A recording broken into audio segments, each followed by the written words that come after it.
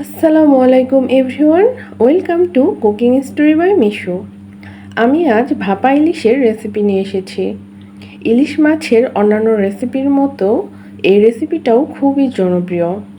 অল্প মশলায়, অল্প উপকরণে, অল্প সময়ে খুব সহজেই এই রেসিপিটা রান্না করা যায়।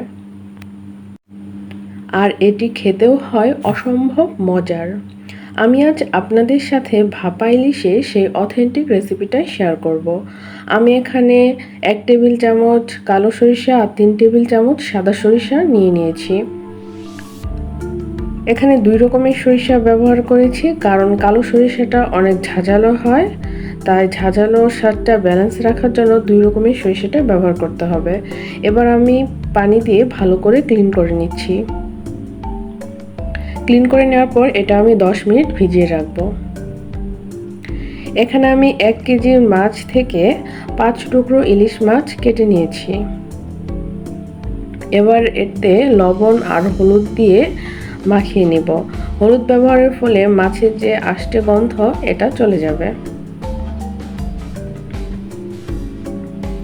আমি মাছটা এরকম বড় সাইজ করে কেটে নিয়েছি। আপনারা চাইলে ছোট ছোট পিস করেও কেটে নিতে পারবেন।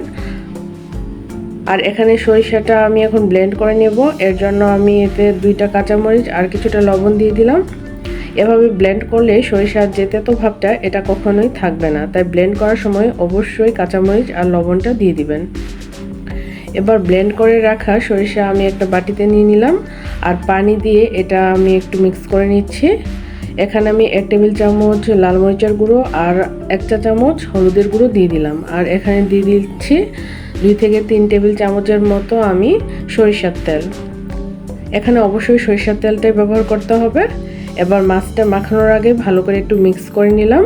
এবার একটা একটা করে মাছ আমি এই সরিষার সাথে মাখিয়ে নেব। মাখিয়ে নেওয়ার পর আমি এটা 15 থেকে 20 মিনিটের মতো ম্যারিনেট করে রেখে দেব। ম্যারিনেট করে রাখার পর আমি এটা রান্নায় বসিয়ে দেব। এজন্য আমি একটা বাটি নিয়েছি, এটা পুডিংয়ের বাটি ঢাকনাওয়ালা। এখানে আমি একটা একটা করে মাছ বিছিয়ে দিচ্ছি।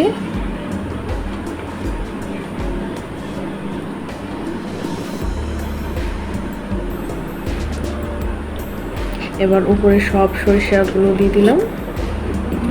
এবার ঢাকনাটা ভালো করে লাগিয়ে দিচ্ছি। আর এখানে একটা কথা বলে নিচ্ছি, আমি এখানে 4-5টা কাঁচামরিচ দিয়েছি, এটা ভুলবশত কেটে গিয়েছে। এবার আমি প্যানে একটা স্ট্যান্ড বসিয়ে এর মধ্যে বাটিটা বসিয়ে দিচ্ছি। আর এখানে আমি পানিও দিয়ে দিয়েছি। পানির পরিমাণটা হবে এমন যেন বাটিটা 4 ভাগের 1 ভাগ পানিতে ডুবে থাকে।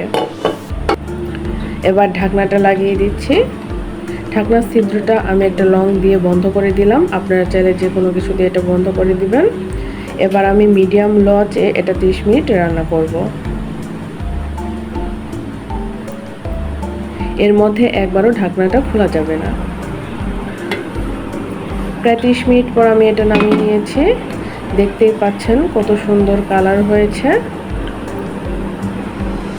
এবার আমি এটা সার্ভ করে নেব। আশা করছি আমার আজকের রেসিপিটা আপনাদের ভালো লেগেছে। খুব সহজেই কিন্তু আপনারা ভাপা ইলিশের রান্নাটা করে নিতে পারবেন। আজ তাহলে এখানেই বিদায় নিচ্ছি। সবাই ভালো থাকবেন, সুস্থ থাকবেন। আল্লাহ হাফেজ।